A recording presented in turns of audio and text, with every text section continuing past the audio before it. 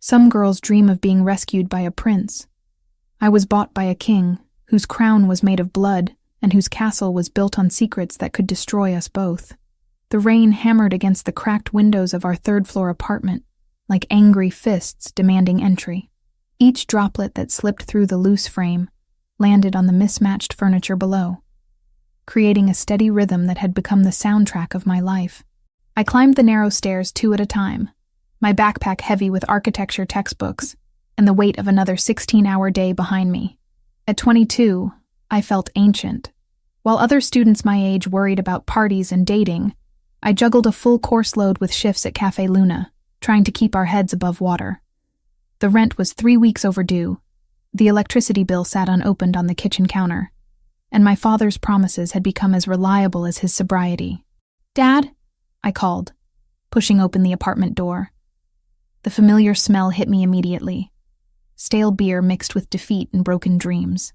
"Please tell me you went to that construction interview today." Marcus Martinez sat hunched over our second-hand dining table, a half-empty bottle of cheap whiskey serving as his only companion. At 55, he looked 70. His dark hair now streaked with premature gray, and his once strong hands shaking as he lifted the glass to his lips. "Isabella, mija," he slurred, not bothering to look up. "You're home early. It's past 11, Dad. I worked a double shift after classes, remember?" I dropped my bag and surveyed the disaster zone that was supposed to be our home. Empty bottles lined the windowsill like trophies of failure. The Hendersons called about the rent again. Mrs. Henderson was actually crying when she told me they might have to evict us. My father's laugh was bitter, hollow. Eviction. Such a polite word for throwing people into the streets. "Then do something about it." The words exploded from me before I could stop them. "Apply for jobs. Show up to interviews sober. Stop drinking away what little money we have left." For the first time that evening, he looked at me directly. His brown eyes, so similar to mine, were bloodshot and filled with something that looked like guilt. "You think it's that simple, Isabella? You think I haven't tried? Have you? Because from where I'm standing, it looks like you've given up completely." I moved to the kitchen, such as it was, and began cleaning the mess he'd left behind. Dirty dishes, overflowing ashtrays, the detritus of a man who'd stopped caring about anything except the bottom of a bottle. "I used to build things," he whispered, more to himself than to me. "Beautiful things. Skyscrapers, bridges, monuments that would last forever." I'd heard this speech before. The golden days when Marcus Martinez was a respected foreman. When my mother was still alive. When we lived in a real house instead of this cramped apartment that smelled like other people's dreams had come to die. That was before Mom died, Dad. That was 12 years ago. At some point, you have to move forward. Some things you can't move forward from, mija. Some debts follow you forever. The way he said it made me pause, a plate halfway to the sink. "What debts? Dad, what are you talking about?" But he'd already returned to his bottle, retreating into the alcohol-fueled haze that had become his preferred reality.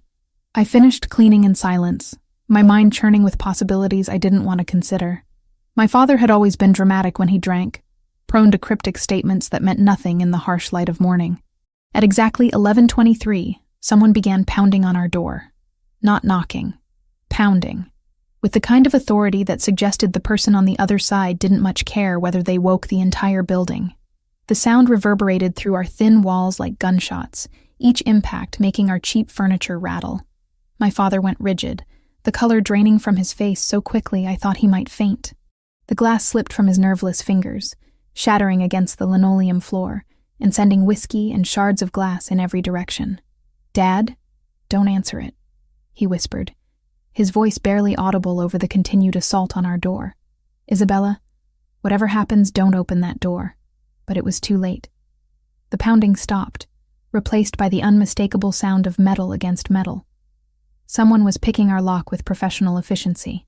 The door swung open to reveal 3 men in expensive suits, water dripping from their shoulders despite the covered hallway. They moved with the predatory grace of sharks scenting blood in the water, their eyes scanning our pathetic apartment with undisguised contempt. The first man through the door was built like a refrigerator, with hands that looked capable of crushing bones, and a face that suggested he'd done exactly that on multiple occasions. The second was leaner, but no less dangerous, with the kind of scars that spoke of violence survived rather than avoided.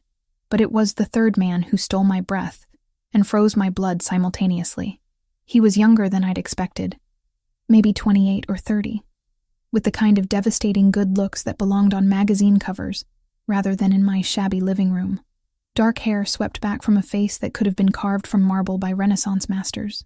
His suit probably cost more than I made in 6 months, and he wore it with the casual confidence of someone who'd never known want or need. But it was his eyes that truly terrified me. Pale blue, almost colorless, they held the kind of cold intelligence that missed nothing and forgave less. When they settled on me, I felt like prey being evaluated by an apex predator. "Marcus Martinez," he said, his voice carrying the faint trace of an accent I couldn't place. Italian, maybe, wrapped around words that held absolute authority. "You've been avoiding my calls." My father struggled to his feet, swaying dangerously. "Mr. Gambino, I wasn't expecting you to come personally. When a man owes me $2 million and then disappears, I take a personal interest in the matter. $2 million. The number hit me like a physical blow, so large and impossible that my mind initially rejected it entirely. My father, who couldn't scrape together enough money for rent, somehow owed this dangerous stranger more money than most people saw in a lifetime. "I can explain," my father began. But the man, Gambino, held up a single finger for silence. "Your explanations have been notably absent for the past 6 months, Marcus, as have your payments." Those pale eyes shifted to me again, and I felt my skin prickle with awareness. "Your daughter. She wasn't mentioned in our original contract." "Leave her out of this," my father said, finding some backbone despite his obvious terror. "Isabella has nothing to do with my business. Your business became my business the moment you defaulted on our agreement." Gambino stepped closer to me, and I caught the scent of expensive cologne mixed with something darker. "Isabella Martinez, 22 years old, architecture student at Metropolitan University, works part-time at Cafe Luna on 5th Street. The fact that he knew so much about me made my mouth go dry with fear. "How do you know that?" "I know everything about the people who owe me money, Miss Martinez. And their families." His gaze swept over our pathetic living room, taking in the broken furniture, the water stains on the ceiling, the general air of desperation that clung to everything like smoke. "Though I must say, seeing your living conditions makes it clear that your father's debt is unlikely to be resolved through conventional means." "What kind of debt?" I found my voice, though it came out smaller than I intended. "How does someone owe $2 million? My father made a strangled sound of protest, but Gambino's cold smile silenced him. "Gambling debts, Miss Martinez. Your father has an unfortunately expensive habit of betting on outcomes he cannot control. Football games, boxing matches, horse races. For the past 3 years he's been borrowing money to cover his losses, always promising that the next bet would be the one to make everything right." The room tilted around me. 3 years. For 3 years, while I'd been killing myself trying to keep us afloat, my father had been systematically destroying any chance we had at a normal life. "I can get the money," I heard myself say, though I had no idea how. "Give me time, I'll figure something out." $2 million, Miss Martinez. At your current income rate, you'd need approximately 47 years to earn that much. Assuming, of course, that you never spent a penny on trivial things like food or shelter. "Then what do you want?" The question came out as barely a whisper. Gambino studied me for a long moment, and I had the unsettling feeling that he was seeing something I didn't understand, something that had nothing to do with money or debt or the desperate mathematics of poverty. "Your father has 3 days to present me with $2 million, Miss Martinez. If he cannot produce the money, then I'll be forced to collect payment in other ways." His pale eyes never left mine, and I assure you, the alternatives are far less pleasant for everyone involved. He turned to leave, his men falling into formation around him like a well-rehearsed dance. But at the door he paused, looking back over his shoulder with an expression I couldn't read. 3 days, Marcus. Don't make me come looking for you again." The door closed behind them with a soft click that somehow carried more menace than if they'd slammed it hard enough to shake the building. I stood frozen in the center of our ruined living room, trying to process what had just happened. $2 million, 3 days, and a man with pale eyes who looked at me like I was the answer to a question I didn't understand. The call came at exactly 10 in the morning, 36 hours after Alessandro Gambino had walked out of our apartment and taken my sense of security with him. I was sitting in advanced structural design, desperately trying to focus on Professor Williams's lecture about load-bearing calculations, when my phone vibrated against the desk. Unknown number. My stomach clenched with instant dread. "Miss Martinez." That familiar voice flowed through the phone like expensive whiskey over ice. "I trust you've had time to consider our conversation." Around me, students scribbled notes and sketched diagrams, blissfully unaware that my world was crumbling in real time. I slipped out of the classroom and into the hallway, pressing my back against the cold concrete wall. "My father doesn't have $2 million, I whispered. "You know he doesn't have it. I know many things about your father, Isabella. May I call you Isabella?" He didn't wait for permission. "I know that he lost his construction job due to a gambling incident involving his foreman's wages. I know that he's defaulted on 17 different loans in the past 2 years. I know that your mother's life insurance was the only thing that kept you from being homeless when you were 17. Each revelation hit like a physical blow. How could this stranger know more about my family's history than I did? What I'm curious about," he continued, "is you. A young woman sacrificing her youth to support a father who has repeatedly betrayed her trust. Most people would have walked away by now. He's my father. And loyalty is admirable. It's also something I value highly in my business relationships." A pause that stretched just long enough to make me nervous. "I'd like to discuss alternative arrangements. Are you available this afternoon? I have classes. Miss Martinez, your father owes me $2 million. In 24 hours, if that debt remains unpaid, alternative collection methods will be implemented. I suggest you reevaluate your priorities." The line went dead, leaving me staring at my phone in the middle of a busy hallway, while students flowed around me like water around a stone. 24 hours. The 3 days he'd originally given us had somehow become one. I skipped my remaining classes and took the bus to the address he'd texted me, watching the city transform as we moved from my rundown neighborhood toward the wealthy suburbs. The houses grew larger, the lawns more manicured, the cars more expensive. By the time I reached my stop, I felt like an alien visiting a foreign planet. The mansion that rose before me belonged in architectural magazines, not reality.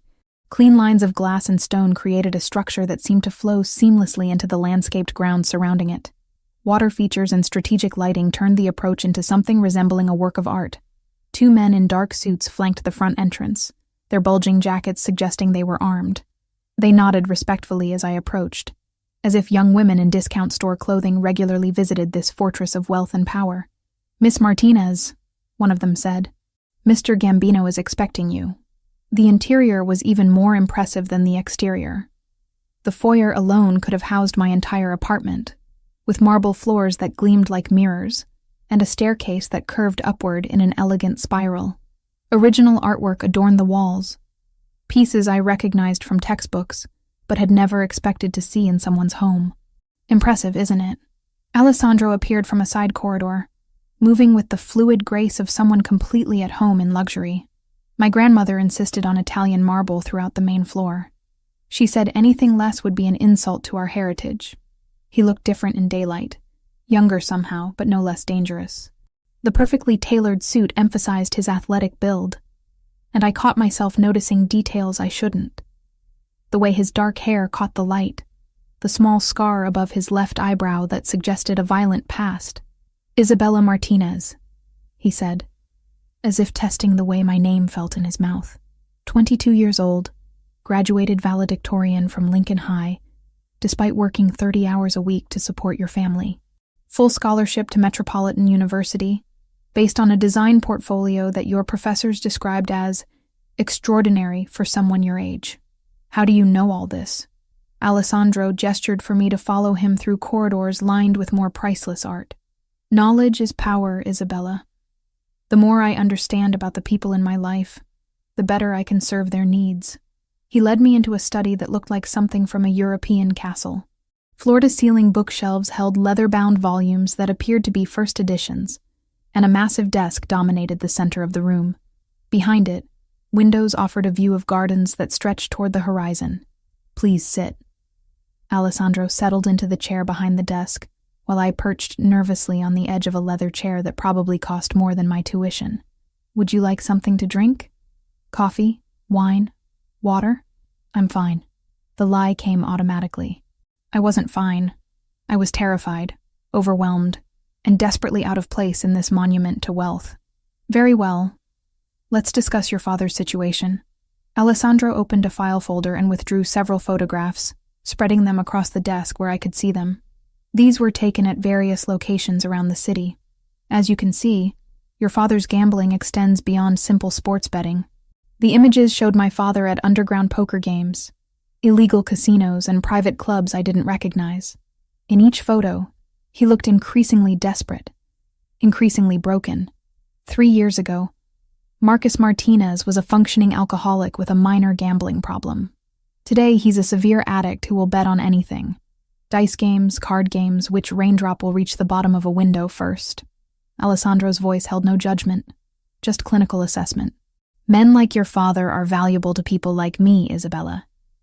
They're predictable, manageable, and they always come back for more. Then why haven't you cut him off?" "Because 3 months ago, he offered me something more valuable than money." Alessandro leaned back in his chair, those pale eyes studying my reaction. "He offered me his daughter." The words hit me like ice water. "What?" "Oh, not in so many words. But when a man runs out of money, out of possessions, out of hope, he starts making promises he has no right to make." Alessandro stood and moved to the window, hands clasped behind his back. "Your father suggested that you might be willing to work off his debt in a more personal capacity." Bile rose in my throat. "My father would never..." "Wouldn't he?" Alessandro turned back to me, his expression unreadable. "A desperate man will sacrifice anything to feed his addiction, Isabella. Family, dignity, his daughter's future. The question is, what are you willing to sacrifice to save him?" "I don't understand what you're asking." "I'm asking you to marry me." The words hung in the air between us like a blade suspended by thread. I stared at him, certain I'd misheard. "Excuse me?" "A business arrangement," Alessandro clarified, as if discussing the weather. "You become my wife, and your father's debt disappears. You continue your education. I'll even arrange for you to transfer to a better program if you prefer. You'll want for nothing materially. And in exchange, you belong to me. Completely." His pale eyes held mine with unwavering intensity. "You take my name, live in my house, appear at my side when required. You provide heirs to continue the Gambino legacy. You're talking about buying me. I'm talking about saving your life." Alessandro moved closer, and I caught the scent of his cologne again, something expensive and masculine that made my pulse quicken despite my fear. "Your father's debt extends beyond my organization, Isabella. He owes money to people far less reasonable than I am, people who would use you in ways that would break you completely before discarding what's left." A man appeared in the doorway, tall and broad-shouldered with graying temples and the kind of weathered face that spoke of violence survived. "Boss, the Romano meeting in 15 minutes. "Cancel it, Marco." Alessandro didn't take his eyes off me. "Miss Martinez and I are still negotiating." Marco Torino, I realized. Alessandro's right-hand man, the one who'd been mentioned in hushed conversations at the cafe whenever customers discussed the Gambino family. He looked at me with curious assessment before nodding and disappearing. "Marco's been with me for 8 years," Alessandro explained. "Since I took over the family business. He's completely loyal, completely trustworthy. These are the kinds of people you'd be surrounded by, Isabella. Protection, security, stability. At 28, you run an entire criminal organization." Something flickered across his face. Pain, maybe, or regret. "I inherited the business when my father was killed.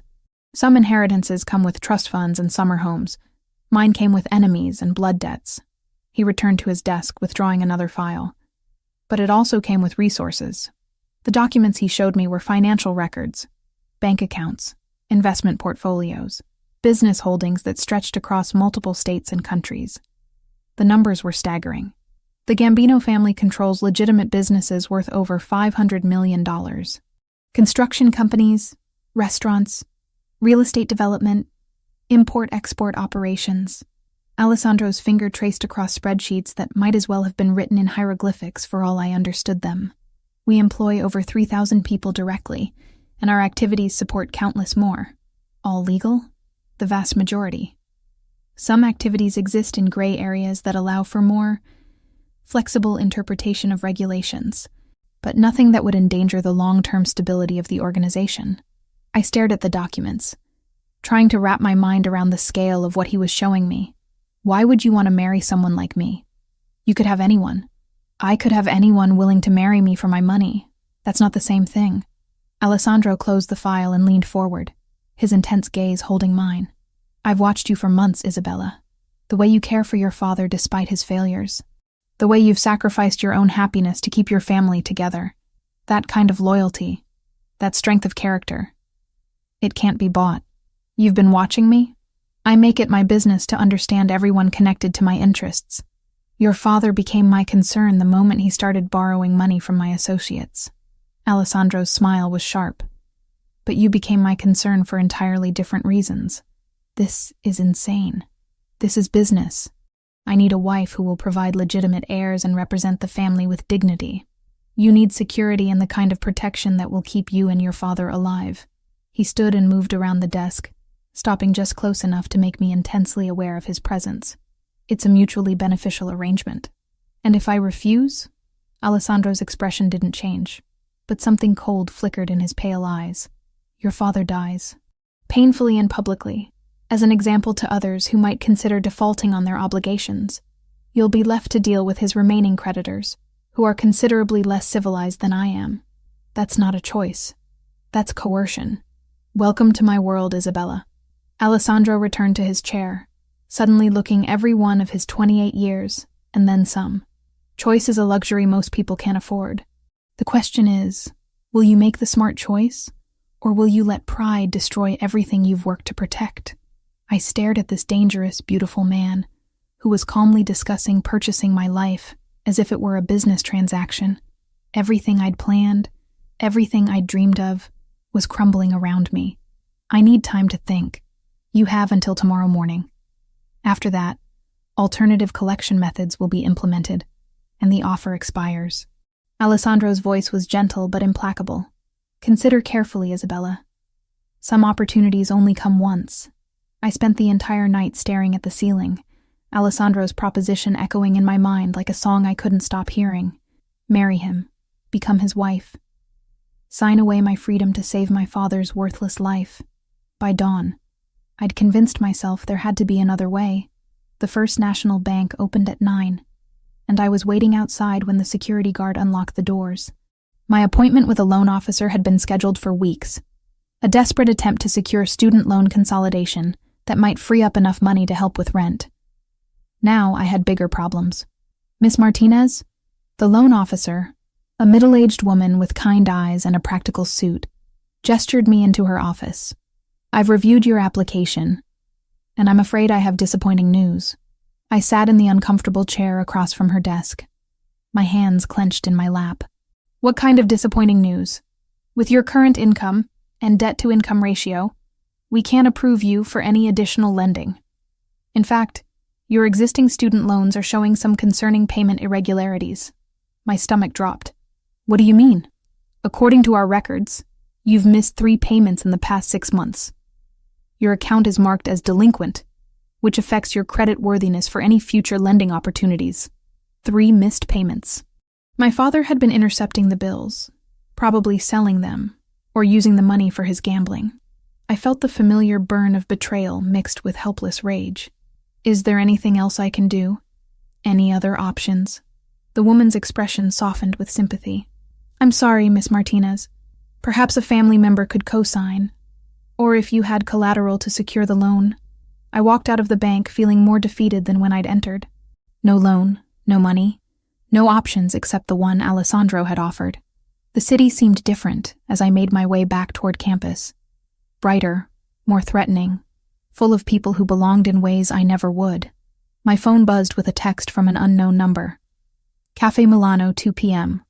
We need to discuss terms. I should have ignored it, should have gone to classes, pretended my world wasn't falling apart, maintained the illusion that I had choices. Instead, I found myself walking toward the address Alessandro had sent, each step feeling like I was walking toward my own execution. Cafe Milano occupied a corner building in the financial district, the kind of place where powerful people made deals over espresso that cost more than I spent on food in a week. Through the windows, I could see businessmen in expensive suits conducting meetings that probably involved more money than my family would see in a lifetime. Alessandro sat at a corner table, looking perfectly at ease in surroundings that intimidated me just by existing. He wore a charcoal gray suit today, with a white shirt that emphasized his olive complexion and a tie that probably cost more than my rent. When he saw me approach, he stood with the fluid grace of someone who'd been taught proper manners since childhood. "Isabella, thank you for coming." He pulled out a chair for me, a gesture of old-world courtesy that felt surreal given our circumstances. "I took the liberty of ordering for you. Cappuccino, no sugar, and a croissant. I hope that's acceptable." The fact that he knew my coffee preferences sent a chill down my spine. "How do you know how I drink my coffee? I told you yesterday. I make it my business to understand the people in my life." Alessandro returned to his seat, those pale blue eyes studying my face with unnerving intensity. "You look tired. Did you sleep poorly?" "I spent the night trying to figure out if there's any way out of this situation that doesn't involve selling myself to a stranger." "And what did you conclude?" I stared at the perfect cappuccino he'd ordered for me, the foam art creating a delicate pattern on the surface. "That you've made sure there aren't any alternatives. I've simply presented you with the reality of your circumstances." Alessandro's voice was gentle but implacable. "Your father's debt exists whether I'm involved or not. The consequences of his choices will unfold regardless of my preferences. You could forgive the debt. I could, but that would set a precedent that would undermine my authority and endanger everyone under my protection." He leaned forward slightly, his expression serious. "I don't run a charity, Isabella. I run a business that employs thousands of people and supports countless families. Showing weakness invites challenges that result in violence. So this is about maintaining your reputation. This is about survival. Mine, yours, and everyone connected to both of us." Alessandro reached into his jacket and withdrew a small velvet box, setting it on the table between us. "But it's also about opportunity." I stared at the box without touching it. "What's that?" "Open it." With trembling fingers, I lifted the lid to reveal a ring that took my breath away. The center stone was a perfect diamond, at least 3 carats, surrounded by smaller stones that caught the afternoon light and threw rainbows across the cafe table. It was the kind of ring that appeared in magazine advertisements, the kind normal people only dreamed about. "It belonged to my grandmother," Alessandro said quietly. "She wore it for 57 years, through wars and peace, poverty and prosperity.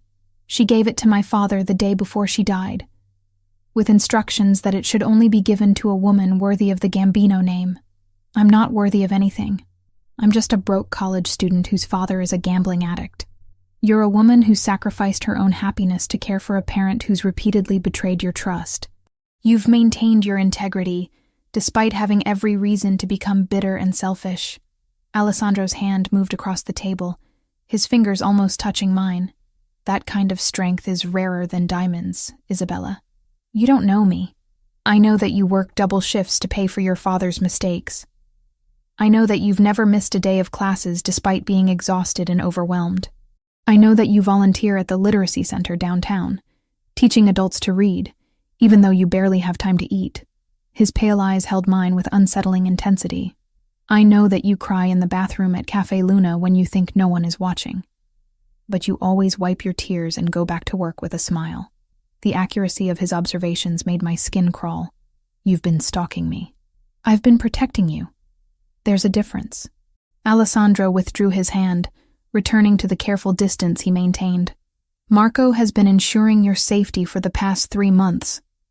The reason you haven't been approached by your father's other creditors is because word has spread that you're under Gambino protection. Without my knowledge or consent, would you have preferred I let them take their chances with you? Because I can arrange that if you'd like to experience the alternatives." I thought about the men who'd visited our apartment, the cold violence in their eyes when they'd looked at me. Alessandro might be dangerous, but he'd never looked at me like I was prey to be consumed. Why marriage? Why not just hire me or something? Because marriage creates bonds that can't be easily broken. It provides legitimacy, legal protection, social standing. Alessandro's voice took on a harder edge. And because I need heirs, Isabella. The Gambino name dies with me unless I have children to carry it forward. Children. The word came out as barely a whisper. Eventually, yes. When you're ready, when you're comfortable with the arrangement. His expression softened almost imperceptibly. I'm not a monster, Isabella. I don't force myself on unwilling women. But you'll coerce them into marriage. I'll offer them choices they wouldn't have otherwise. Alessandro gestured around the cafe at the luxury surrounding us.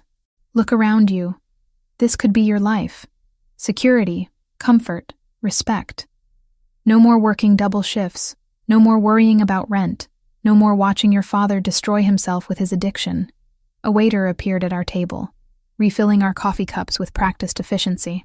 He moved with the kind of deference that suggested he knew exactly who Alessandro was, and what that meant for his tip. The croissant is excellent, Alessandro observed, as if we were discussing the weather rather than the terms of my captivity. French butter, imported daily. The chef here trained in Paris. I'm not hungry. You should eat anyway. You've lost weight since I first saw you, and you were already too thin. His gaze swept over me with clinical assessment. Proper nutrition will be a priority once you're living under my roof. You're talking about me like I'm a possession you're planning to maintain, aren't you? The question was asked without malice, just matter-of-fact acknowledgement. Your father has already sold you, Isabella. The only question now is whether you'll accept the terms I'm offering, or whether you'll take your chances with less civilized buyers. I stared at this beautiful, dangerous man, who was calmly discussing the purchase of my life over artisanal coffee and French pastries. Everything about him screamed wealth and power, from his perfectly tailored suit to the way the staff treated him with nervous respect. What would be expected of me? Publicly, you'd be my wife. You'd attend social functions, meet with other wives in our circle, represent the family with dignity. Alessandro's fingers drummed against the table, the only sign of tension he'd displayed. Privately, you'd live in my house, take my name, and eventually provide heirs to continue the Gambino legacy. And if I say no, his pale eyes met mine with unwavering directness, then you walk out of here, and I'll never contact you again. Your father's debt will be collected through traditional means, and you'll be free to rebuild your life however you choose, after watching my father die, after watching your father face the consequences of his own choices. Alessandro leaned back in his chair, his expression unreadable. I won't lie to you, Isabella. The men your father owes money to aren't known for their restraint or creativity. His death would be public, painful, and educational. And me? You'd be left to deal with his remaining creditors, who would view you as a valuable asset to be liquidated. Alessandro's voice remained calm, almost gentle, as he described horrors I couldn't fully comprehend. Some debts are inherited, Isabella. Your father's gambling has created obligations that will outlive him unless they're satisfied. I closed my eyes, trying to shut out the images his words conjured. When I opened them, Alessandro was still watching me with that unsettling intensity. I need more time. Time is a luxury neither of us can afford. Alessandro signaled for the check, and the waiter appeared instantly with the bill. I've made arrangements for you to see what your life could become. Marco will pick you up at 7 tonight. I haven't agreed to anything. No, you haven't. Alessandro stood and moved around the table, stopping beside my chair. His hand settled on my shoulder, warm and heavy and possessive. But we both know you will. His touch sent an unexpected jolt of electricity through me, and I caught his scent again. That intoxicating mixture of expensive cologne and barely leashed power. When I looked up at him, something flickered in his pale eyes that I couldn't identify. Until tonight, Isabella. He left me sitting alone at the cafe table, the velvet ring box still open between my hands, and the weight of an impossible decision crushing down on me like a physical force. 2 weeks had passed since Alessandro's proposal. 2 weeks of carefully orchestrated encounters that felt like a strange courtship dance. He appeared at my university, waiting by my car with coffee and pastries from expensive cafes.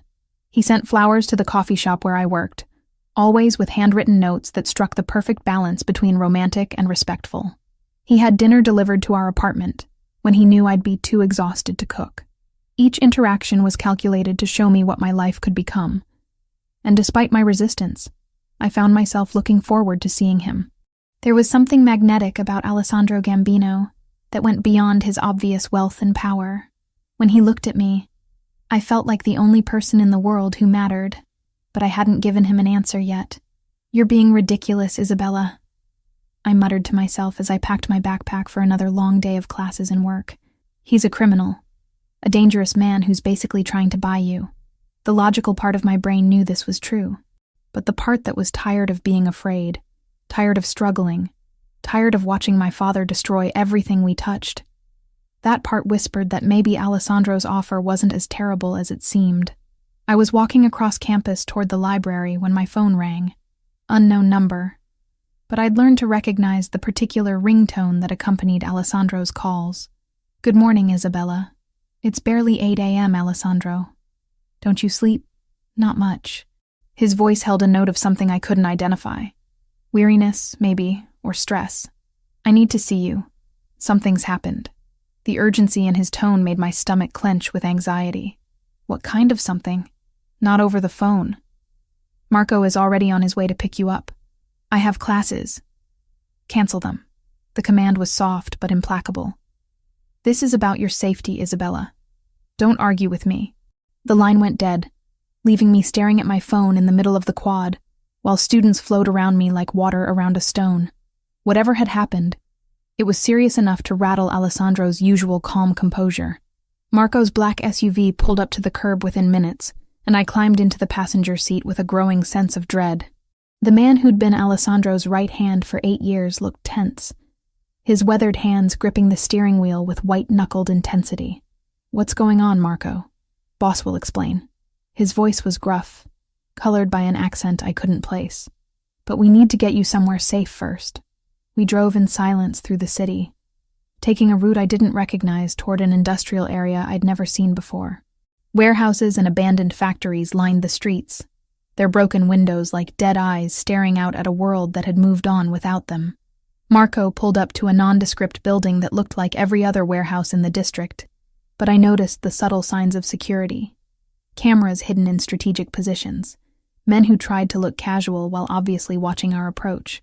Alessandro met us at the entrance, his usual impeccable appearance marred by tension lines around his eyes and a jaw clenched tight enough to crack teeth. He wore dark jeans and a black sweater instead of his customary suit, and I realized with a start that this was the first time I'd seen him dressed casually. "Isabella." He pulled me into his arms before I could protest, holding me against his chest with desperate intensity. "Thank God you're safe." The embrace lasted only seconds, but I felt the tremor in his hands, the rapid beat of his heart against my cheek. Whatever had happened, it had genuinely frightened him. "What's wrong?"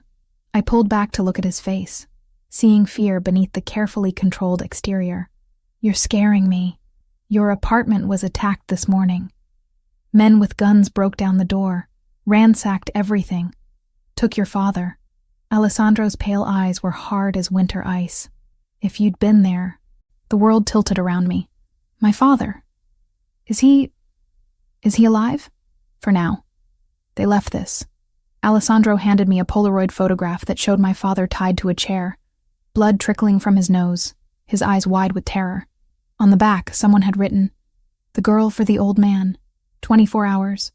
My knees gave out, but Alessandro caught me before I could fall, his strong arms supporting my weight as shock crashed over me in waves. "Who did this?" "The Bratva. Russian organized crime." Alessandro guided me to a chair, his hands gentle but firm. "They've been moving into our territory for months, testing boundaries, seeing how far they can push before we push back." "But why my father? Why me?" Alessandro knelt in front of my chair, his hands covering mine. "Because they know you matter to me. Because taking you would hurt me more than any business loss ever could." The admission hung between us like a confession. In 2 weeks, I'd gone from stranger to weapon, from irrelevant college student to valuable target.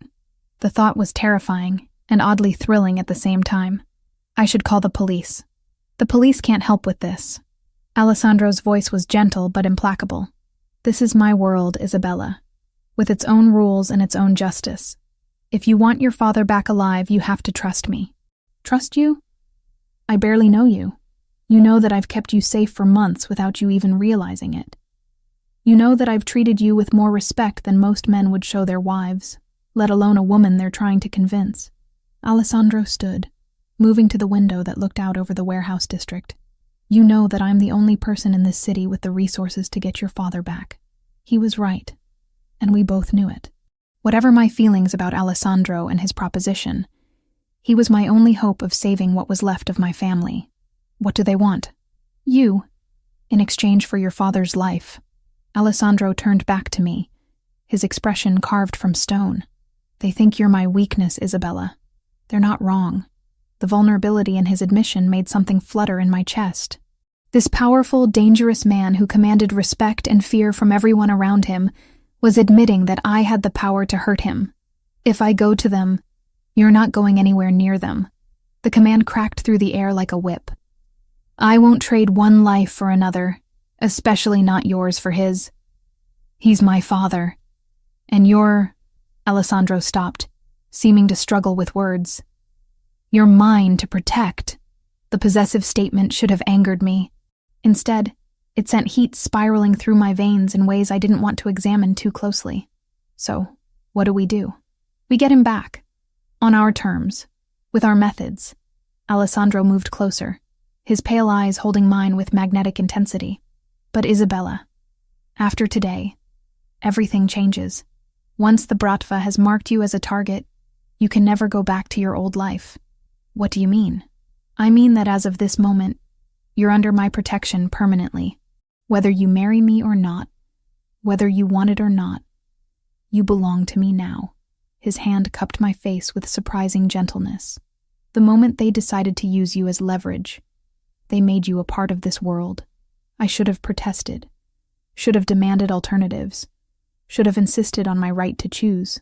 Instead, I found myself leaning into his touch, drawing comfort from his strength. I'm scared. Good. Fear will keep you alive.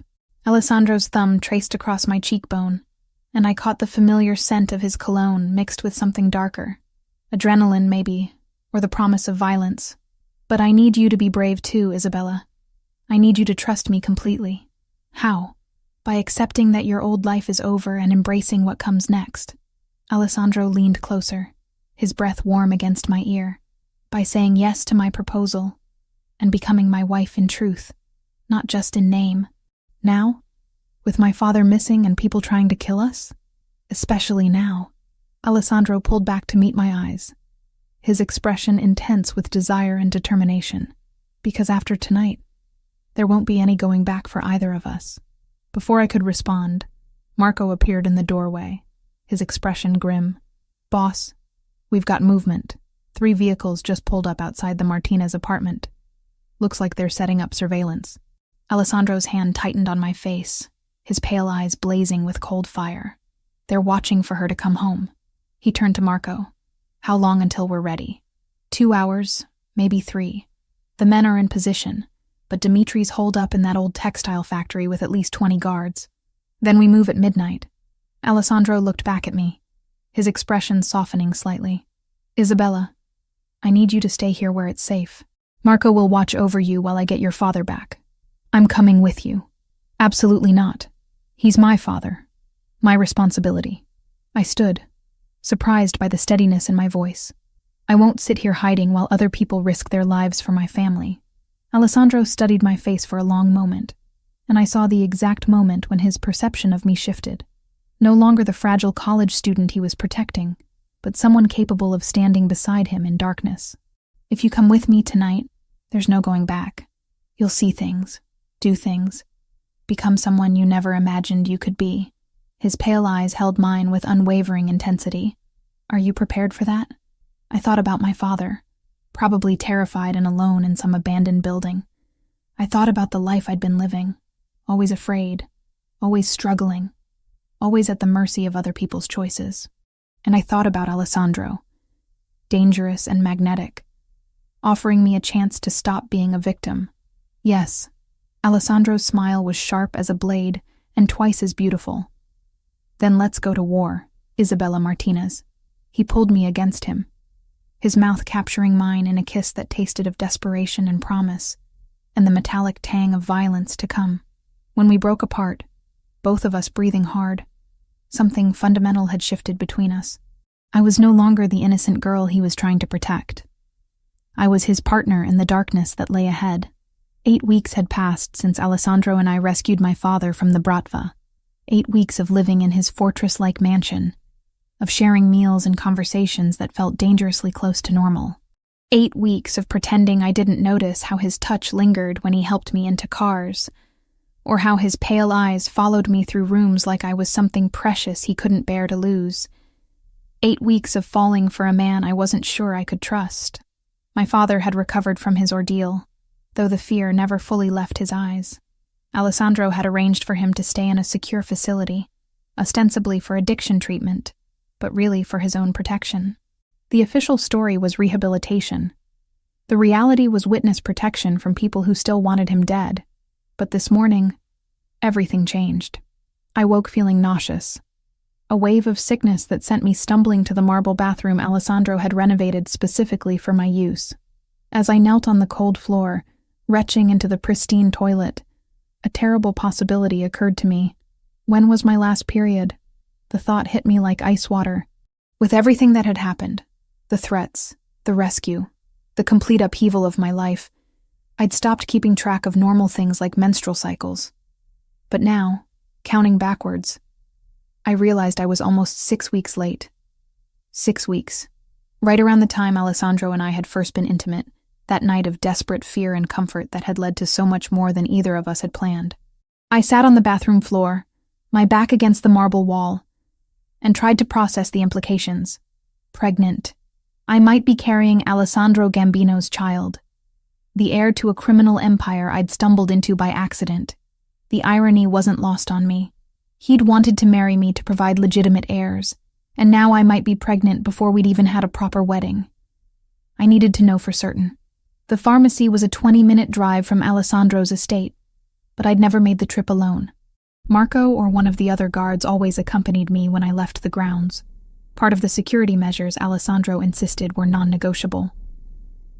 But today, I couldn't face explaining why I needed a pregnancy test to one of his men. I slipped out through the kitchen entrance while Alessandro was in his office conducting business, taking the keys to the small Mercedes he'd given me for my personal use. The guards at the gate looked surprised when I approached alone, but they didn't question my right to leave. The drive into town felt like an escape, even though I knew it was temporary.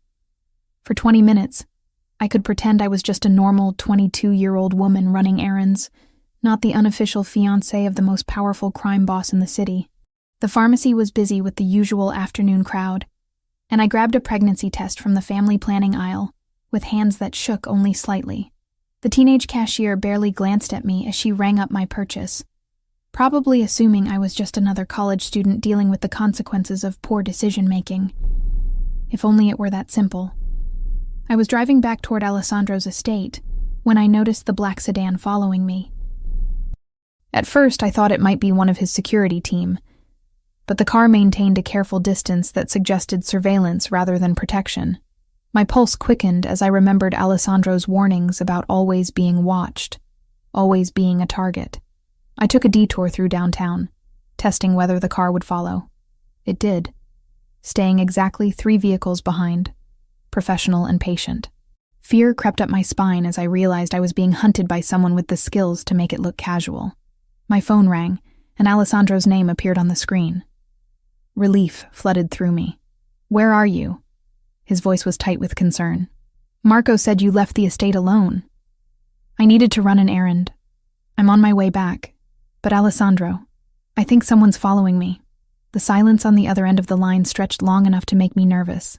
When Alessandro spoke again, his voice was deadly calm.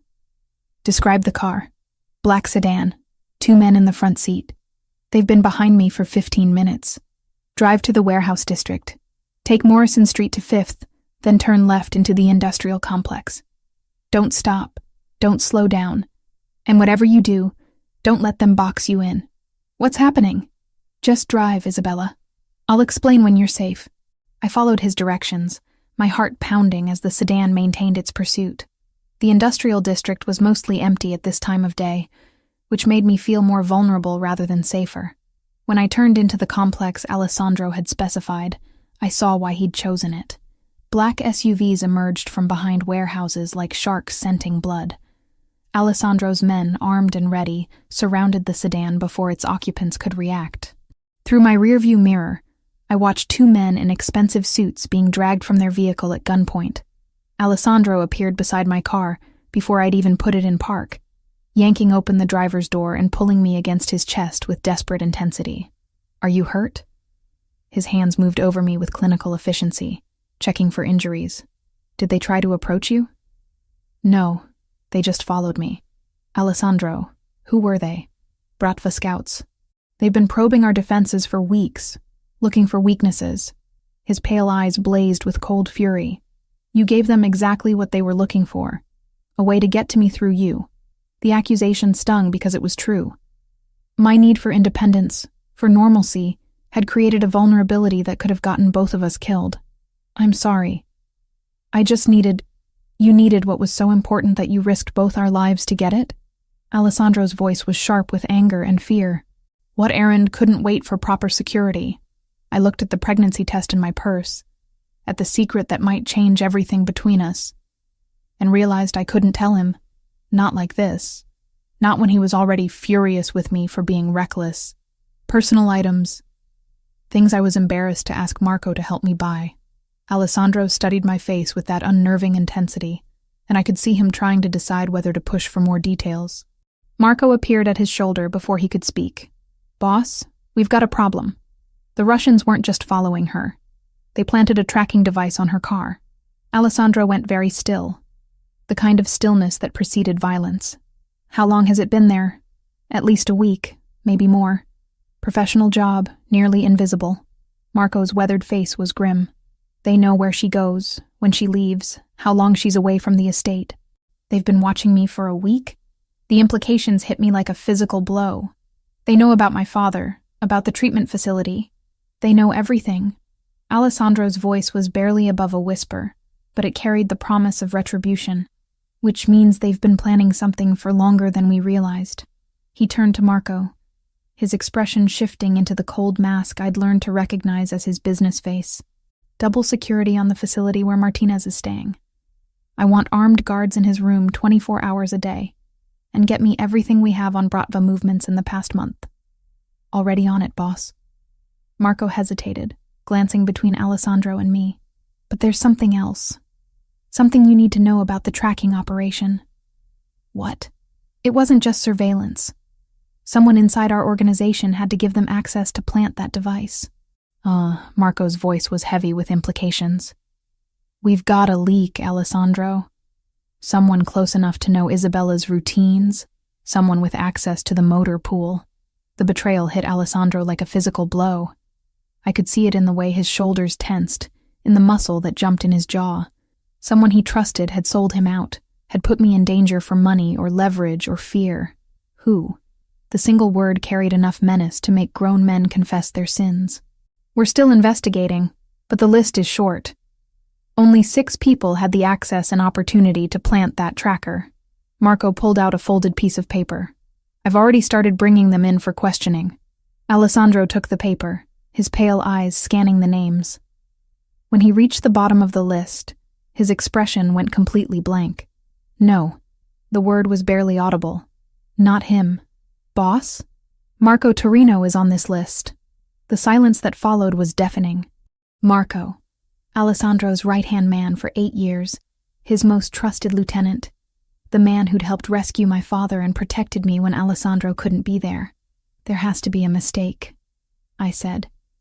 But even as the words left my mouth, I remembered things that hadn't made sense at the time. Marco's nervousness lately, his reluctance to meet Alessandro's eyes, the way he'd been making phone calls in private. "No mistake." Alessandro's voice was hollow with betrayal. "The timing fits. He's been acting strange for weeks. asking questions about our security protocols, volunteering for assignments that would give him access to sensitive information. Why would Marco betray you? Alessandro crumpled the paper in his fist, his knuckles white with strain. Money, fear, leverage. It doesn't matter why. He looked at me with eyes that held more pain than anger. What matters is that the person I trusted most in the world sold us both out for 30 pieces of silver. The biblical reference wasn't lost on me. Alessandro had been betrayed by someone closer than a brother, someone who'd shared his table and his trust for nearly a decade. What do we do now? Now we clean house. Alessandro pulled out his phone, his fingers moving with deadly efficiency. And then we make sure everyone understands the price of betrayal. As he made calls to set his response in motion, I stood in the shadow of an abandoned warehouse, clutching a pregnancy test I hadn't had the chance to use, and realized that the man I was falling in love with was about to become someone I might not recognize. The war was coming, and this time, it would be fought with people we'd trusted, over secrets that could destroy us all. But first, I had to find out if I was carrying the heir to an empire built on blood and betrayal. The pregnancy test lay on the marble bathroom counter like an accusation. 2 pink lines, clear as daylight, confirming what my body had already been trying to tell me. Pregnant. 6 weeks along with Alessandro Gambino's child. Conceived during a night when fear and comfort had stripped away all our careful boundaries. I stared at my reflection in the mirror, trying to see some sign of the life growing inside me. I looked the same, tired, stressed, but otherwise unchanged. Yet everything was different now. I wasn't just Isabella Martinez, the college student who'd stumbled into a criminal's world. I was carrying the heir to an empire built on violence and power. Downstairs, I could hear Alessandro's voice echoing through the mansion's corridors, sharp with anger as he coordinated the search for Marco. His most trusted lieutenant had vanished sometime during the night, taking with him 8 years of secrets and the knowledge of every weakness in the Gambino organization. The betrayal had cut Alessandro deeper than any physical wound. I'd watched him age a decade in the space of hours, his pale eyes growing cold with the kind of fury that promised retribution measured in blood rather than money. I needed to tell him about the pregnancy, but not now. Not when he was consumed with hunting down the man who'd sold us out to our enemies. This news required calm, privacy, and his full attention, none of which were available while we were essentially at war. A soft knock interrupted my thoughts. "Isabella?" Alessandro's voice carried through the bathroom door, gentler than the tone he'd been using with his men. "Are you all right? You've been up there for over an hour." I quickly shoved the pregnancy test into the trash and opened the door, hoping my face didn't reveal the secret I was carrying. "I'm fine. Just tired." Alessandro studied me with those unnerving pale eyes, taking in details I hoped weren't as obvious as they felt. "You look pale. Are you feeling sick? It's been a stressful day." Not entirely a lie, though stress was the least of my problems at the moment. He reached out, his fingers cool against my forehead. "No fever. But you should rest. I've increased security around the estate. Nobody gets in or out without my personal authorization." "Have you found Marco?" Alessandro's expression hardened. "He's gone to ground, probably with Bratva protection. But we'll find him. Betrayal like this can't go unanswered, Isabella. It sends the wrong message to everyone who depends on our strength." I watched him transform before my eyes. The man who'd touched my face with gentle concern becoming the ruthless leader who commanded fear and respect throughout the city. It was a reminder that no matter how tender he could be with me, Alessandro Gambino was still a dangerous man. "What will happen when you find him?" "What always happens to traitors." Alessandro's voice was matter of fact, devoid of emotion. "Marco made his choice when he sold us out. Now he'll face the consequences." The casual way he discussed murder should have terrified me.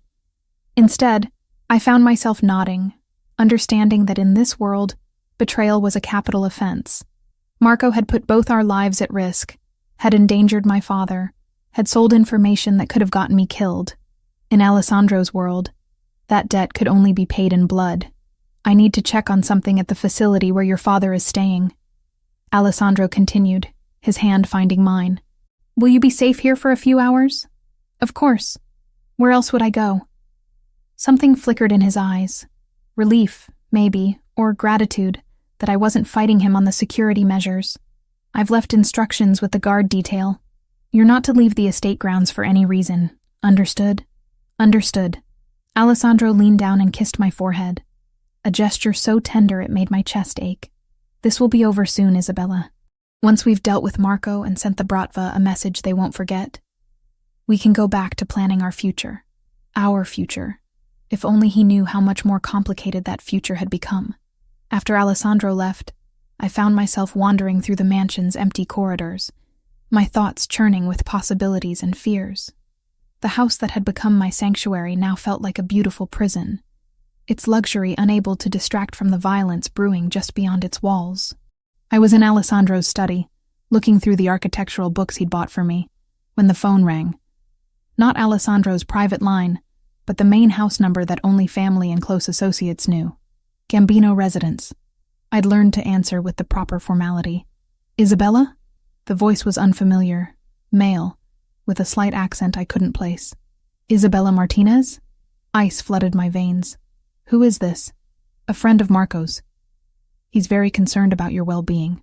I should have hung up immediately, should have called security, should have done anything except continue the conversation. But fear had frozen my vocal cords. Marco asked me to give you a message, the voice continued, smooth and confident. He wants you to know that Alessandro isn't the man you think he is. I don't want to hear this. Your father's debt? It was never $2 million.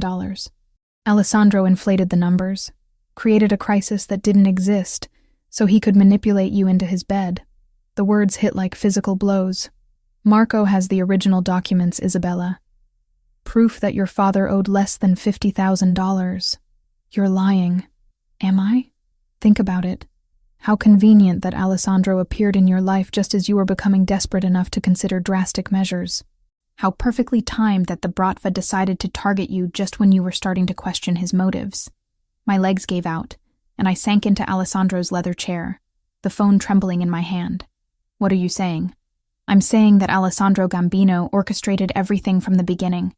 The debt, the threats, even the attack on your father. All carefully designed to make you dependent on his protection. The voice was patient, almost kind. Marco discovered the truth and tried to warn you. That's why he had to disappear. That's impossible. Is it? When did you first notice Alessandro's men watching you? Was it really for your protection, or was it to make sure you didn't discover the truth about your father's real debt? The questions hit too close to home. I remembered the months of subtle surveillance, the way Alessandro always seemed to know exactly where I was and what I was doing. I'd thought it was protection, but what if it had been control? Marco is safe, the voice continued. But he's worried about you, Isabella. He knows Alessandro will never let you go voluntarily. You're too valuable to him now. Valuable how? You carry his child. The words stopped my heart. How do you know that? Marco pays attention to details. He's been watching you for weeks. Notice the signs Alessandro has been too distracted to see. The voice softened with something like sympathy. That baby makes you incredibly powerful, Isabella. The heir to the Gambino Empire has tremendous value to Alessandro's enemies. What do you want? To offer you a choice. Real freedom, not the gilded cage Alessandro has built for you. Marco can arrange for you to disappear, to start over somewhere safe with your child. And my father will be protected as part of the arrangement. The Bratva has no interest in hurting an innocent man. I closed my eyes, trying to process what I was hearing. If it was true, if Alessandro had manipulated everything from the beginning, then nothing I'd believed about our relationship was real. The tenderness, the protection, the way he looked at me like I mattered. All of it would be an elaborate lie designed to secure his heir. But if it was false, if Marco was trying to turn me against Alessandro out of spite or fear, then I was playing into the hands of people who wanted to destroy everything we'd built together. I need time to think. Time is something you don't have. Alessandro will be back soon, and once he realizes you know the truth, he won't let you out of his sight. The urgency in the voice was unmistakable. There's a car waiting at the service entrance behind the kitchen. The guards have been distracted by a small incident at the front gate. You have maybe 10 minutes to decide. 10 minutes to throw away everything? 10 minutes to save yourself and your child from a life of beautiful captivity. The line went quiet for a moment. Your father would want you to be free, Isabella. More than anything, he'd want you to have the choice he never could give you. The phone went dead, leaving me alone in Alessandro's study with the weight of an impossible decision. Through the windows, I could see movement near the front gate, some kind of commotion that had drawn the guards' attention away from the main house. I thought about the pregnancy test hidden in my bathroom trash, about the future Alessandro envisioned for us. Marriage, children, a life of luxury built on violence and control. About the possibility that everything I'd believed was a lie designed to trap me. And I thought about the alternative. Running into the unknown with strangers who claimed to offer freedom, but might be leading me into something worse. The sound of a car engine drifted through the windows from somewhere behind the house. My ride to freedom, or my path to destruction. I had to choose, and I had less than 10 minutes to decide whether to trust the man I was falling in love with, or the voice on the phone promising me truths I wasn't sure I wanted to hear. The pregnancy test in the trash seemed to mock me with its certainty. 2 pink lines that had changed everything, regardless of which choice I made. But as I sat in Alessandro's chair, surrounded by the books he'd bought for me and the life he'd built around me, I realized that my decision had already been made the moment I'd seen those 2 pink lines. I was carrying his child. Whatever else might be true or false, whatever games might be being played around me, that baby was real. And that baby deserved better than to be born into a war between people who claimed to care about me. I walked to the kitchen, past the service entrance where a car waited in the shadows, and picked up the phone to call Alessandro. Isabella? What's wrong? Nothing's wrong. I just wanted to hear your voice, and I wanted to know, when I told him about the pregnancy, whether his reaction would reveal a man who truly loved me, or one who'd finally secured his perfect pawn. I'll be home soon. Are you sure you're all right? I'm sure, I lied, one hand instinctively moving to my still flat stomach. I'm exactly where I need to be. Whether that was true remained to be seen. But I was done running from the truth, whatever form it might take. The war came to us at dawn, 3 days after the phone call that had nearly torn my world apart. I'd chosen to trust Alessandro, chosen to believe that whatever manipulation might exist in our relationship, his feelings for me were genuine. But doubt lingered like a poison in my veins, making me question every touch, every tender word, every promise of protection. I still hadn't told him about the pregnancy. Isabella, get away from the windows. Alessandro's voice cut through my morning reverie like a blade. He stood in the doorway of our bedroom, fully dressed despite the early hour, his pale eyes scanning the grounds beyond the glass with predatory alertness. What's wrong? Movement in the tree line. At least 20 men. Probably more. He was already reaching for the gun he kept in the nightstand, his movements efficient and deadly calm. The Bratva is making their move. Through the bulletproof glass, I could see dark figures moving between the trees that bordered Alessandro's estate. They advanced with military precision, using the landscape for cover as they surrounded the mansion like a noose drawing tight. Where's my father? Safe. I moved him to a secondary location yesterday, when our intelligence suggested this was coming. Alessandro checked his weapon with practiced ease, then tucked a second gun into his waistband. But, Isabella, there's something you need to know before this starts. The serious tone in his voice made my stomach clench with dread. What? We found Marco. I turned from the window, studying his face for clues about what this meant. Is he alive? He's alive. But what he told us... Alessandro's jaw tightened with controlled fury. The Bratva has been planning this for months, Isabella. The attack on your father, the surveillance, even Marco's betrayal. It was all orchestrated to separate us from our allies and leave us vulnerable. How? They knew Marco had gambling debts. They've been slowly buying his loyalty for over a year, feeding him just enough money to keep him dependent while gathering intelligence about our operations. Alessandro moved to the window, his gaze tracking movement in the distance. The night they took your father, Marco gave them our security protocols. He thought he was just helping them grab a random kidnapping victim for ransom. But then why did he help rescue Dad? Because by then he realized he was in too deep to get out. The Bratva doesn't let people walk away, Isabella. Once you're compromised, you either serve them completely or you die. Alessandro's voice carried the weight of hard experience. Marco chose to serve them. The betrayal hit me like a physical blow, even though I'd known it was coming. Marco, who'd protected me, who'd seemed genuinely loyal to Alessandro, had been playing a double game that could have gotten us all killed. But there's more, Alessandro continued, his pale eyes meeting mine with startling intensity. The phone call you received 3 days ago. That was Marco. He was trying to get you to run because the Bratva promised to spare your life if he could deliver you to them voluntarily. My blood turned to ice. They wanted me alive?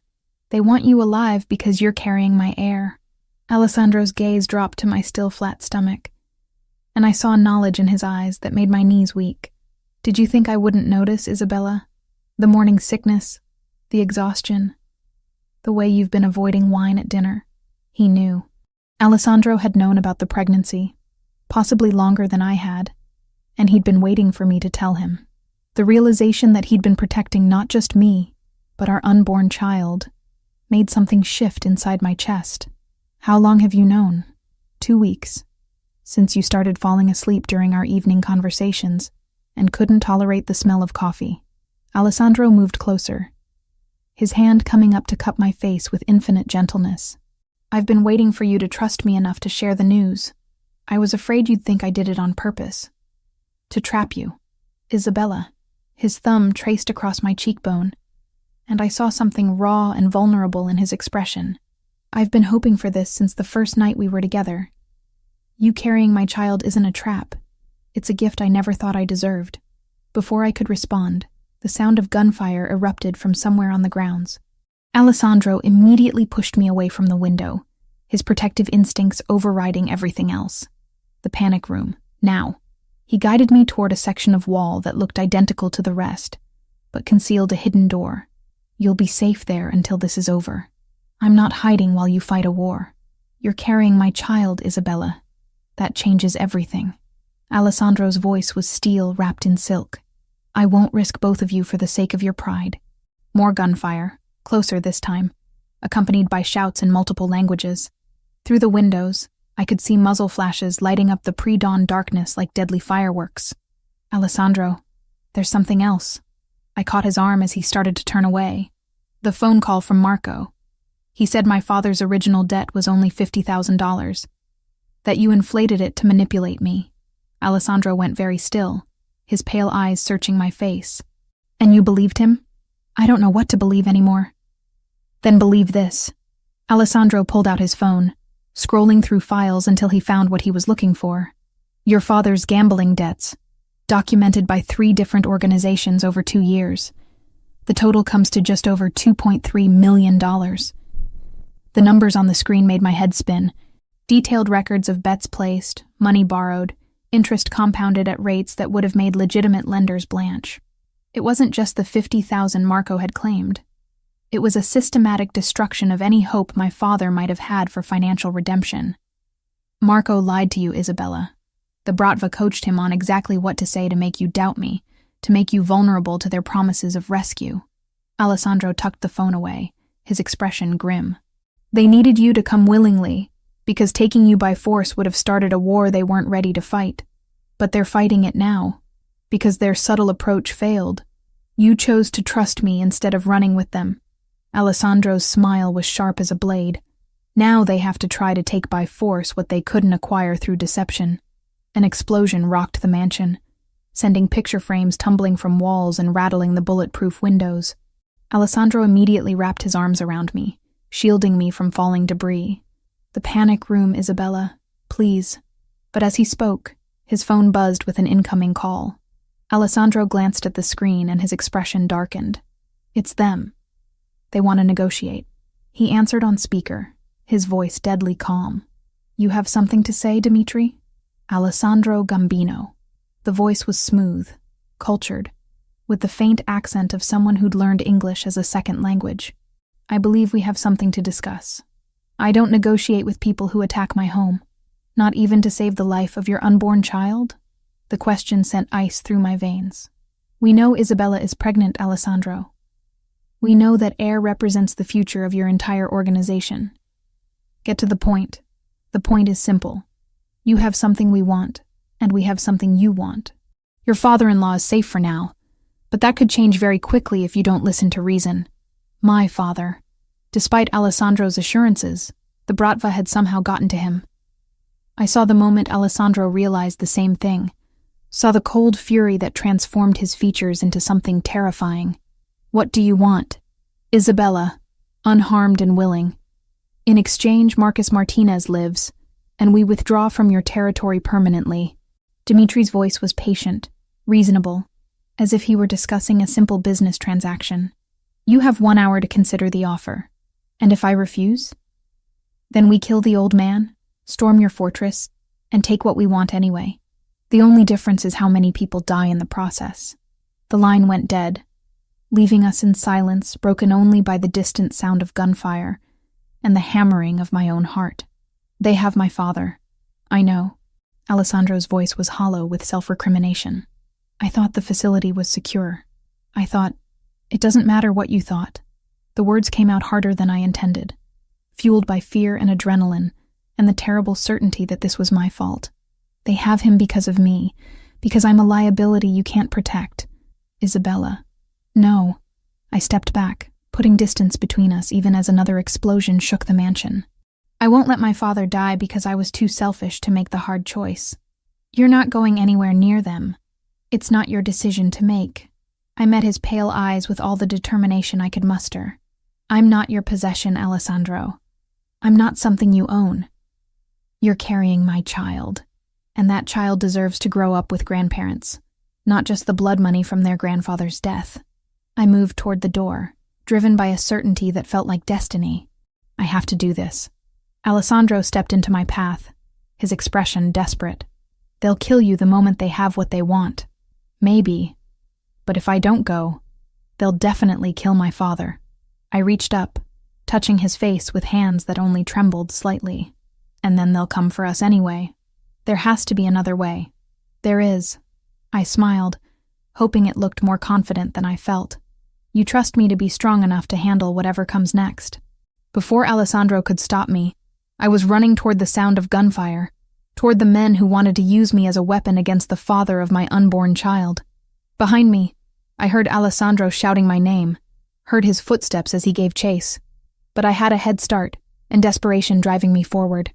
The war had come to our doorstep, and it was time to end it. 7 months later, I stood in the private wing of Mount Sinai Hospital, watching our daughter sleep in her bassinet beside the bed, where I'd nearly died bringing her into the world. Sophia Grace Gambino had arrived 3 weeks early, as if she couldn't wait to join the empire her parents had built from blood and betrayal. The war with the Bratva had ended that dawn, when I'd walked into their temporary headquarters, not as their victim, but as their executioner. Dimitri had made the fatal mistake of assuming that pregnancy had made me weak, that carrying Alessandro's heir meant I could be used as leverage against him. He'd been wrong. The gun I'd taken from Alessandro's desk had felt surprisingly light in my hands, as I'd put 3 bullets into Dimitri's chest. The man who'd orchestrated months of terror, who'd used my father as bait and Marco as a puppet, had died with surprise written across his patrician features. Marco had been there, chained like a dog in the corner of the warehouse, his face a map of bruises and regret. The Bratva had kept their word about keeping him alive, but they'd made sure he understood the price of betrayal. When I'd freed him after eliminating his captors, he'd wept like a child. I'm sorry, he'd whispered, over and over. Isabella, I'm so sorry. They said they'd kill my daughter if I didn't cooperate. I never meant for it to go this far. I'd forgiven him, but Alessandro never would. Marco now lived in permanent exile, his gambling debts paid, and his daughter's medical bills covered, but forbidden from ever returning to the city or contacting anyone from his old life. It was mercy of a sort, though I suspected Marco would have preferred death to the isolation Alessandro had imposed. My father had been found in the basement of the same warehouse, physically unharmed but mentally shattered by his ordeal. The addiction treatment Alessandro had arranged had helped with the gambling, but the trauma of being kidnapped and used as leverage against his daughter had left deeper scars.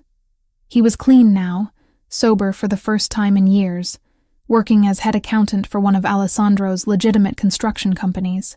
The job gave him purpose and dignity, while keeping him under protection that looked like ordinary employment.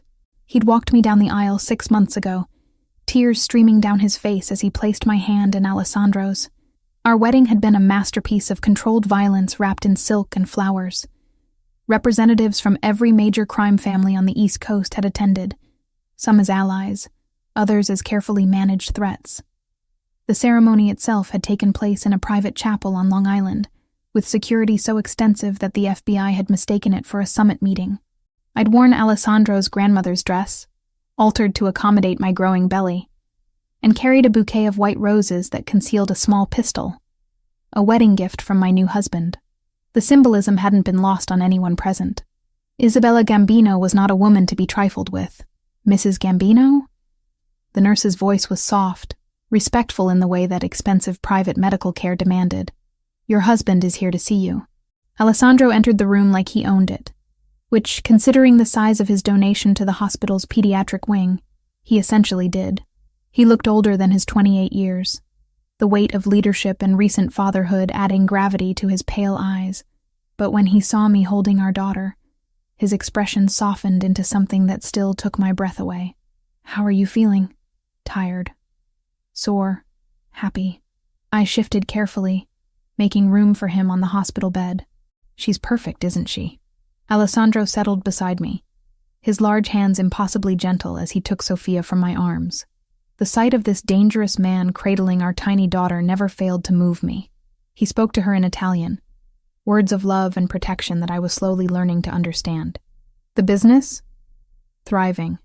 Our expansion into legitimate enterprises is ahead of schedule, and the construction company your father manages just won a contract to build the new federal courthouse. Alessandro's smile was sharp with irony.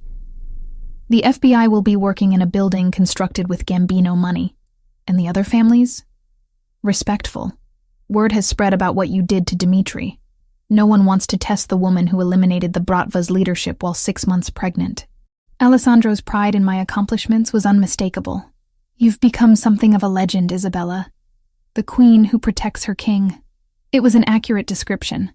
In the months following the warehouse incident, I'd transformed from protected asset to active partner in Alessandro's empire. My architectural background had proven invaluable in designing buildings that served dual purposes. Legitimate businesses on the surface, with hidden spaces and escape routes that allowed for less legal activities when necessary. The daycare center I'd designed served real children from the community, while also functioning as a meeting place for sensitive negotiations. The medical clinic provided genuine health care to underserved populations, while serving as a neutral zone where disputes could be resolved without violence. I'd become the acceptable face of the Gambino family's charitable work, the respectable young mother who could sit on hospital boards and university committees while quietly ensuring that our interests were protected. There's something else, Alessandro said, his voice taking on the tone that meant serious business. The commission has extended an invitation. They want to meet you formally. The commission, the governing body that theoretically controlled organized crime activities across the country. Being invited to address them was recognition that I'd moved beyond being Alessandro's wife to being a power in my own right. When? Next month, when you've recovered from the delivery. It's largely ceremonial, but it establishes you as my official partner rather than just my spouse. Alessandro shifted Sophia to his shoulder, patting her back with practiced ease. It also means that any attack on you will be considered an attack on me by every family in the organization. Protection through fear. Protection through respect. There's a difference. Alessandro's pale eyes met mine with perfect understanding. You've earned this, Isabella. Not through me, but through your own choices and actions. It was true. The woman who'd hidden from rain in a stranger's car no longer existed. In her place was someone harder, smarter, more dangerous. Someone capable of pulling a trigger without hesitation when her family was threatened. But I was also someone who could design schools that served real children, who could manage charitable foundations that genuinely helped people, who could be a mother to the tiny girl sleeping in her father's arms. I have a proposal, I said, watching Alessandro's expression for his reaction. I want to establish a scholarship program, full rides to college for the children of our employees, legitimate and otherwise. Expensive. Worth it. Education is the best investment we can make in the next generation. I reached out to stroke Sophia's downy hair. I want our daughter to grow up in a world where intelligence is valued as much as loyalty. And if some of those scholarship recipients decide they want nothing to do with our world, then they'll have the education and resources to build better lives for themselves. That's a win for everyone. I met Alessandro's gaze steadily. Not every problem can be solved with violence, Alessandro. Sometimes the strongest thing you can do is give people choices. Alessandro considered this, his expression thoughtful. You want to reform the system from within. I want to build something that lasts longer than we do. Something Sophia can be proud of whether she chooses to be part of it or not. And if she chooses differently, if she wants a normal life, I looked at our daughter, perfect and innocent in her father's arms, and felt the fierce protectiveness that had driven me to kill for her before she was even born. Then she'll have that choice. But she'll have it from a position of strength, with resources and education, and the knowledge that she's loved unconditionally. I smiled, thinking of the trust funds Alessandro had already established, the legitimate businesses that would provide clean money for whatever future Sophia chose. We're not just building a criminal empire, Alessandro. We're building a legacy. Sophia stirred in her father's arms, her tiny fist closing around his finger with the instinctive grip of a child claiming her birthright. When she opened her eyes, they were the same pale blue as Alessandro's, but somehow warmer, full of possibility rather than calculation. She's going to be formidable, Alessandro murmured, wonder in his voice. She's going to be free, I corrected. Free to choose her own path, her own values, her own definition of power. Through the hospital window, the city spread out before us like a chessboard, full of territories to be claimed and alliances to be forged. I was Isabella Gambino now, wife to a king and mother to a princess, architect of an empire that served both darkness and light.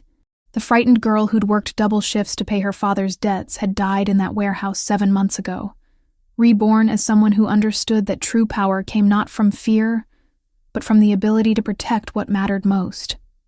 Our daughter would inherit wealth and influence beyond measure, but more importantly, she would inherit the knowledge that strength came in many forms. Sometimes it meant pulling a trigger to protect your family. Sometimes it meant building schools to educate other people's children. And sometimes it meant choosing love over fear, trust over suspicion, hope over the cynicism that could so easily consume everything good in the world. Alessandro leaned over to kiss my forehead, careful not to disturb the baby between us. I love you, Isabella Martinez Gambino. I love you too, I whispered, meaning it more than I'd ever meant anything in my life. Outside, the city hummed with life and possibility, full of people who would never know how their fates were shaped by decisions made in hospital rooms and boardrooms, in warehouses and wedding chapels. But that was tomorrow's concern.